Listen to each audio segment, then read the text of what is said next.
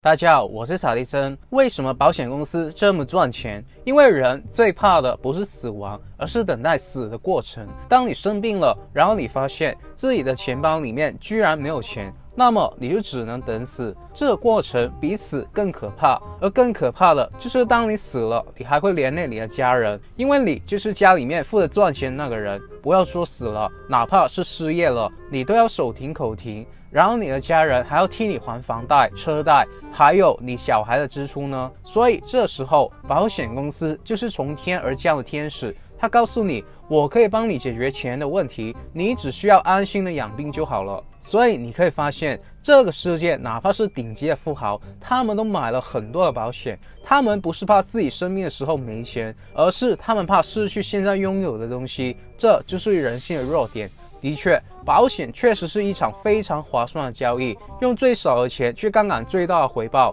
哪怕意外不发生，从筹码分配的逻辑来看，我们还是赚的。但这个前提是你要买对保险，因为现实大部分人的情况就是花了很多的钱去买一些自己用不到的保险，又或者说钱是付了，但意外出现的时候，自己却不能获得理赔。结果我们可以看见，很多人最后把责任推给那些保险的业务员，说他们为了业绩、为了钱，连自己身边的朋友和亲人都出卖。其实我也是很认同，因为市面上真的有很多不道德的业务员，但我更觉得可怜之人必有可恨之处。你能不能避开这陷阱，在于你自己有没有认知，以及你身边有没有懂行的人提醒你。如果没有，难道不是你的问题吗？决定一个人是否成功，在于你能否意识到所有的问题都是你自己的问题。所以今天又是一部吃力不讨好的影片。首先我会揭露如何避开一些不道德保险业务员的坑以及套路，然后我建议你看到最后，因为后面我会详细的公开我自己买多少，还有买什么保险。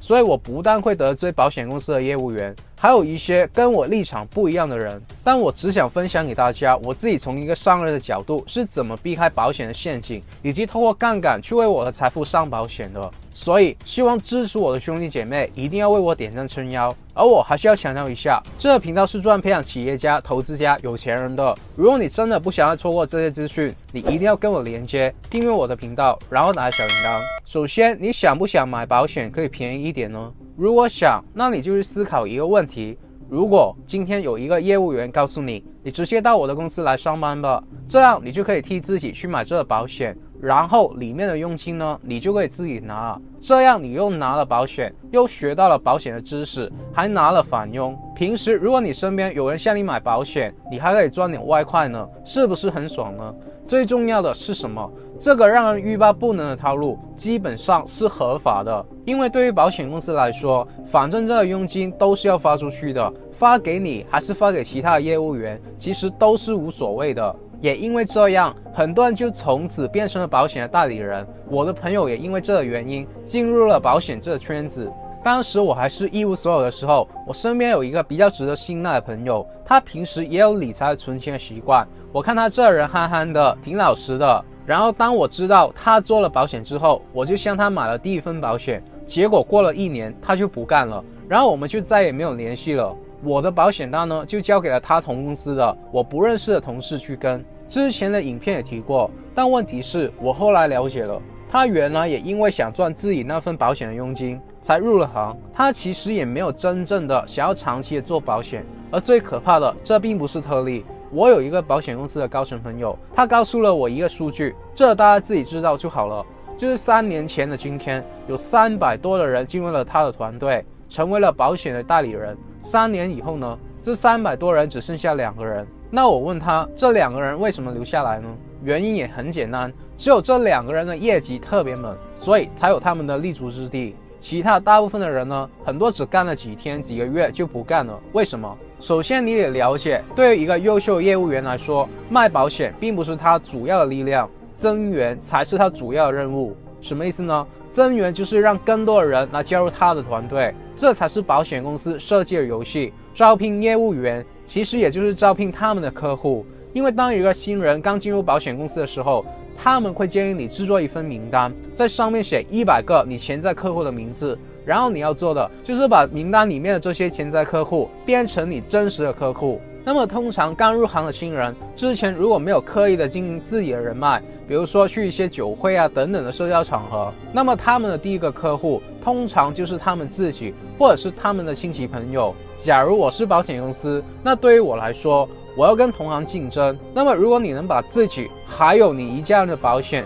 都在我这里买了，那就相当于我已经赢了我的同行了。至于你如果还能把保险卖出去给外面其他人的话，那我就要把你当宝贝了，因为这些对我来说已经是额外的了。听起来保险公司好像很邪恶，他们的产品就是一张纸一张合约，但保险之所以能够存在至今呢，连全球最顶尖的富豪都买呢，就是因为它真的有用啊，它完全靠大数法则和概率赚钱，但同时还真的可以让我们通过杠杆去保护我们的财富，以至于保险公司要用这样的手段在市场上占据份额。因为今天你不在我这里买保险，你就会在隔壁家买，但这也成为了很多人干了几天保险就不干的原因。因为一开始如果你身边的朋友都愿意支持你，你的业绩肯定不错，但当你身边的人都跟你买完保险之后呢？所以我自己选择保险代理的原则，首先我认为赚身边人的钱是完全没有问题的，因为他不是说赚了你的钱然后不给你服务嘛，这叫骗钱。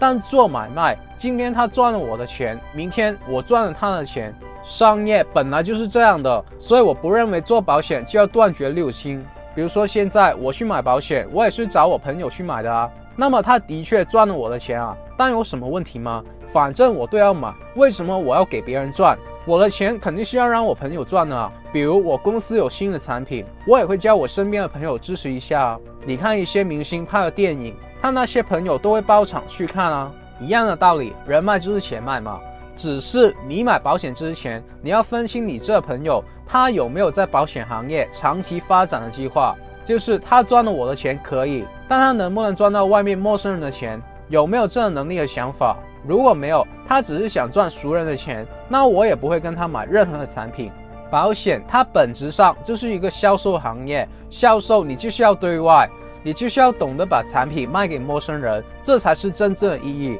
我一直推荐一无所有的人进入销售行业。今天你想要创业，你产品再好，但你卖不出去，那你创什么业？今天你上班打工，然后你当个普通的文员，起早贪黑，希望可以财富自由，但5年过去了，10年过去了，这可行吗？从古至今能富起来的人，他们就算做不同的项目，但本质上他们都是销售大师，哪怕是巴菲特、比尔盖茨，他们出现在你的面前就是为了销售他自己，这样你才会去买他的基金，买他的 Windows 啊。而对销售的领悟，对赚钱的领悟，哪怕你没有口才，哪怕你是一个内向的人，我告诉你，就是一瞬间的事情。这方面如果你想要深入的跟我学习，我花了很长的时间准备了一个完全是免费的指导课，你只需要在影片描述上的第一条链接免费报名，相信我，听懂了，你在最近3个月内财富会明显的增加。那另外一个问题就是很多人买了保险但得不到理赔，为什么会出现这样的情况呢？因为我们的代理人几乎都是我们的亲戚朋友，而对他们说我们家1年赚多少钱，我有什么病，基本上大家是不方便启齿的，因为这涉及到隐私嘛，所以这造成了我们保险的健康告知做得不彻底。什么意思呢？就是在我们投保单里面会有很多的问题问你，几年之内有没有住过医院啊，有没有做过检查啊，这里正不正常，那里正不正常啊。很多人就认为只要几年内没有住过医院就不需要填了，这些都是小事，都不是问题啊。医生不是也说没事吗？其实这才是最重要的，保险不是说你花了钱就要赔给你啊。大家千万要记住，首先医院对健康的认知跟保险公司是不同的。医院对于一个症状的认识呢，是说你当下没有问题，而保险公司会因为你的这一个症状，然后去考虑你未来的几十年你得某种病的风险会不会升高。再简单点说，你没有得过某种病，你付的保费会便宜一点，但如果你有申报你得过某种病，你付的保费就可能要贵一点，甚至拒保。那么你需要理赔的时候呢，保险公司发现你当初没有申报，你用了便宜一点的价格去买，那么法律的责任呢，其实在你这边，他可以不认这份保单。这时候很多人就会把责任推给保险的代理人，这也是真的。市场上就是有些代理人只为了业绩，他的任务呢就是卖保险，而卖保险的话，他每个月的任务考核线是非常死的，如果他完成不了任务，那么他就有可能拿不到奖励，甚至是底薪。所以成交是他第一个目的。如果说他把你的疾病问题告诉了保险公司，第一，会拉长整个交易的时间，第二，成交不下来的可能性很大，那么他的这一单努力了这么久，也许就会泡汤了。所以从这些人的角度来看，他是不太愿意去跟客户去做这些健康告知的，但其实他们是有责任告诉客户要做清楚健康告知的。不过你去想，他有没有告诉你？在法庭上你很难举证啊，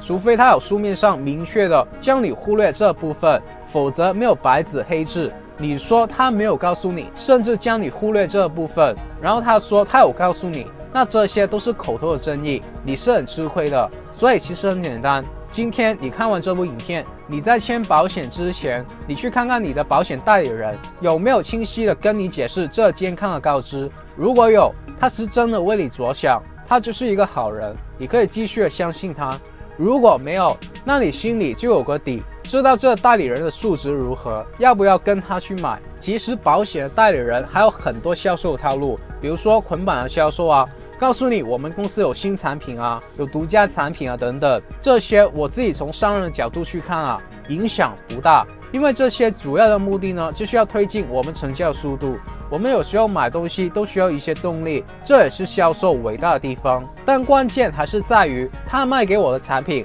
我自己适不适合，我能不能承受要付的钱，然后也是最重要的，我付钱以后能不能理赔。这些问题呢，就好像我今天去买房子，我身为一个专业的投资人，我要买什么地段，什么价格买入是便宜，3到5年后有没有接我货的人，我这房子是赚租金还是赚升值，我预期能赚多少钱。那这些问题是我自己要去想的，是我自己的责任，我不会问中介，因为中介的责任其实只是按照我的需求去为我匹配相应的房子，然后帮我砍价，就此而已。而且中介意见基本我都不会相信，因为他们自己可能连房子都买不起，他自己都没有靠房子赚过钱，那为什么我要听他们的意见呢？除非今天你告诉我你在房地产赚的钱比我多，他们自己就是一个专业投资人，那我也有这样的朋友。而同理，你自己需要什么保险，你在联络代理人之前呢，你自己应该心里有个数，而不是见面的时候才去了解。所以现在我将会公开我自己买保险的策略，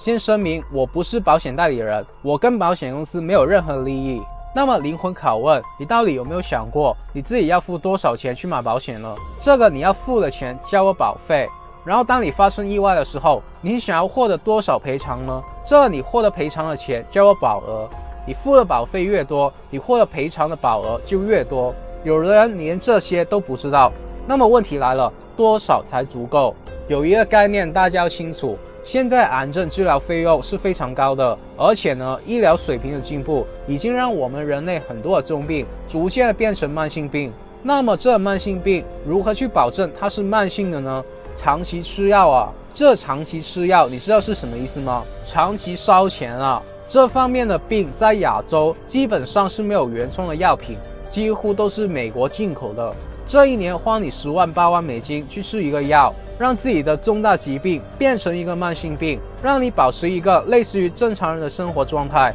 这一笔的支出是非常大的。所以我们要有足够杠杆的保险，同时呢，也不能让我们的经济有太大的负担。那现在就是含金量最高的地方，因为我会直接公开我如何花最少的钱，杠杆最大的保额。比如说第一种，人寿保险，就是你身故了，然后赔钱给你家人的。你可以这样理解，你去做生意，有 90% 的机会可以赚到1个亿，但也有 10% 的机会1毛钱都赚不到，你甚至要赔钱。但如果你愿意付1个亿里面的100万，你就可以100%拿到这1个亿。那你愿不愿意付这100万呢？人寿保险也是这个道理。对啊，你 90% 的几率能活得好好的，剩下的 10% 的风险，也就是问题发生了之后，那你其他家庭的成员怎么办？如果你是家庭的经济支柱，其他人都得靠着你生活，那么上有老下有小，中间还有另外一半，那么他们的生活要怎么去保证呢？那你要不要把这风险100%的转嫁给保险公司呢？很多人说我还有很多财产啊，我有房子啊，我可以卖房子去生活啊。那我问你，有没有必要让他们去卖房子呢？明明可以一年只花几百块美金的保费，买一个差不多100万美金保额的定期寿险，那你为什么要让父母在你万一不在的时候去卖房子呢？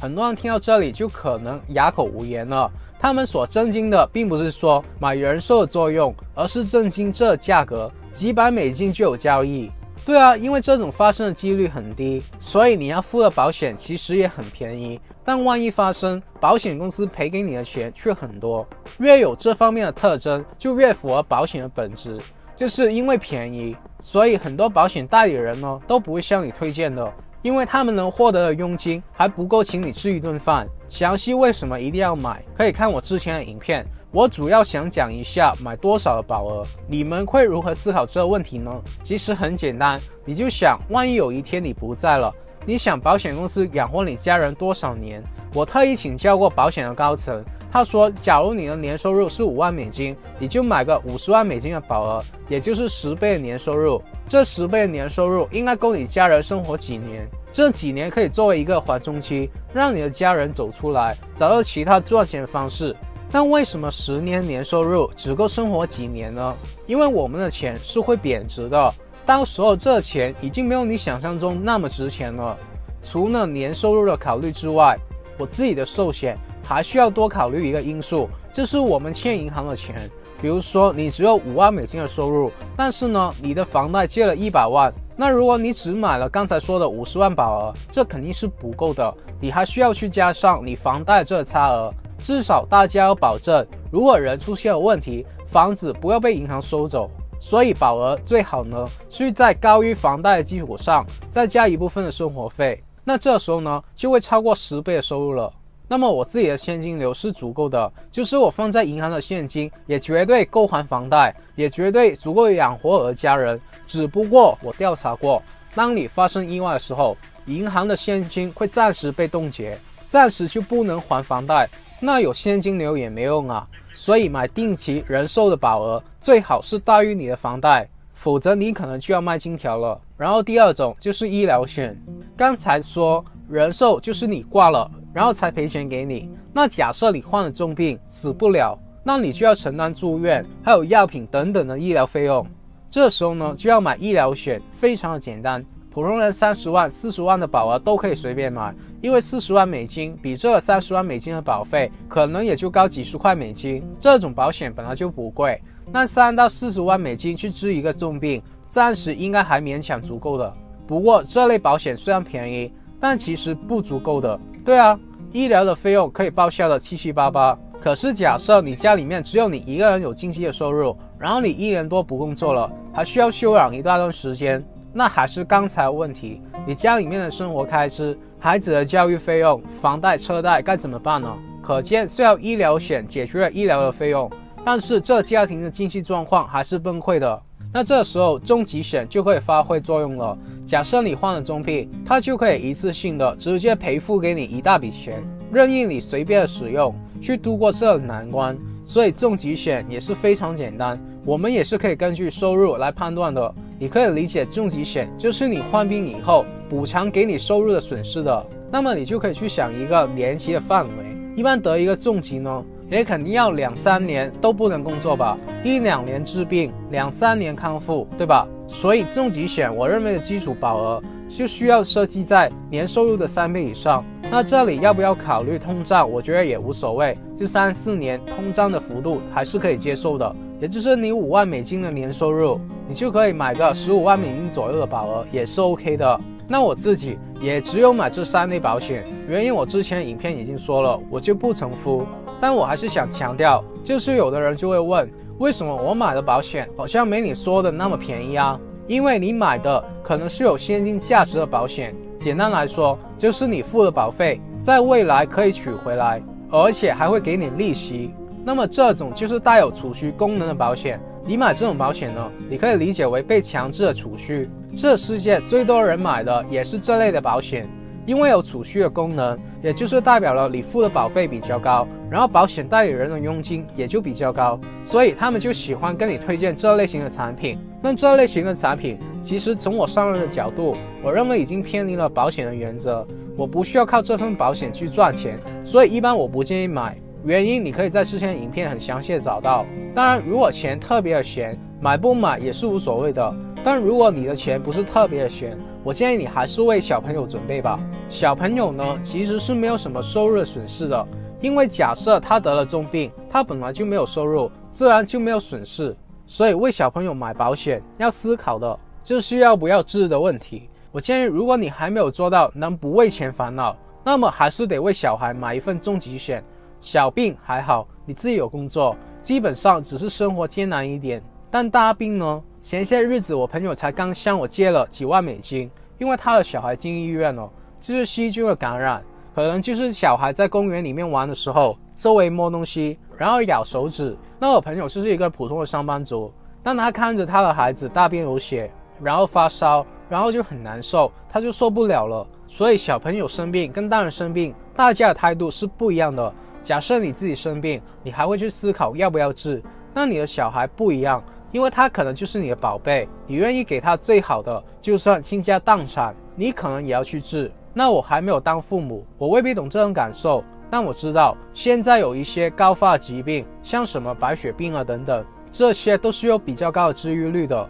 只是要长期的烧钱。那如果你希望可以很淡定的去治疗疾病，小孩定期的重疾险，这笔钱你也要提前的准备。听到这里，你可能就会觉得这几笔账算下来就占你很大一笔开销，但在我们商人的眼里呢，其实根本不是一个需要考虑的开支。比如刚才说的，要是年薪的10倍，但假设我的年薪是1000万，我不需要买1个亿的保额啊，因为就算我不工作，我家里的生活也不会有太大的影响。不是嚣张啊，当你可能赚到人生的第一桶100万美金之后，你再赚钱其实已经没有什么感觉了，因为基本上很多东西对你来说都已经没有什么门槛，你想要买的都能买。所以我自己买保险花的钱跟普通上班族花的钱其实是差不多的，因为我自己宁愿花更多的钱去投资，让钱去滚到我的资产，又或者去投资自己的脑袋，投资自己的人脉，花钱去走进比我厉害的圈子，然后跟那些人做更大的生意。所以你会发现，为什么我这个频道想尽办法都要让大家达到财富自由，因为这个世界就好像有一道门，你推开这道门，你自己还有你的下几代都会过得很轻松，你推不开，你就继续的在烦恼和痛苦之间轮回。而我认为创业是唯一可以推开这道门的正道的钥匙，因为我自己还有我帮助过不少的学生都已经做到了。但有些人就会说创业很难啊，而且失败率很高啊，更何况我没有读过商科啊。那是因为他们还没有互联网的思维，也是因为他们不懂如何让顾客追着自己去跑。在自媒体的世界，你随时随地都可以打造自己的品牌，你再也不需要囤货、请员工、租店铺等等，你只需要一部手机和电脑就可以拥有一个人的公司，而你赚到的钱甚至比那些开连锁店的老板还要多上几倍，因为你面对的是全世界的客户，而他们只能容得下一个店铺的客人。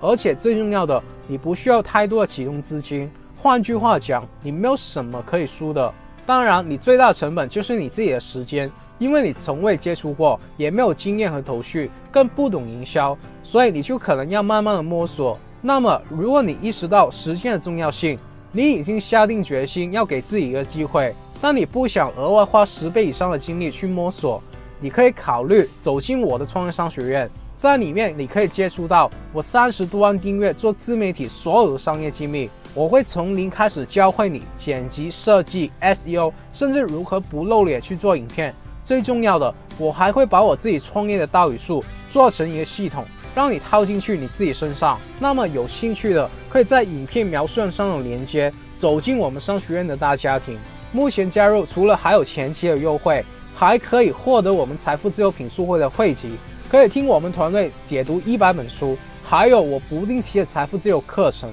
最重要的，还可以在我们几千人的 Facebook 群组结交志同道合的朋友。所以如果你相信我，那你就把教会你创业的责任交给我吧。好了，有什么问题可以给我留言，只要你们能在我今天说的内容里面找到1-2句话是有用的，能够帮助自己的人生过得好一些，我就心满意足了。那么接下来的每周8点30分，我都会继续分享关于成为富人、企业家、投资家、达到财富自由的免费信息。如果你不想错过，我还是呼吁你订阅我的频道，然后打开小铃铛，然后无私把影片分享出去。我真心的祝福为这部影片点赞兄弟姐妹们早日达到财富自由。好了，我们下个礼拜不见不散，拜。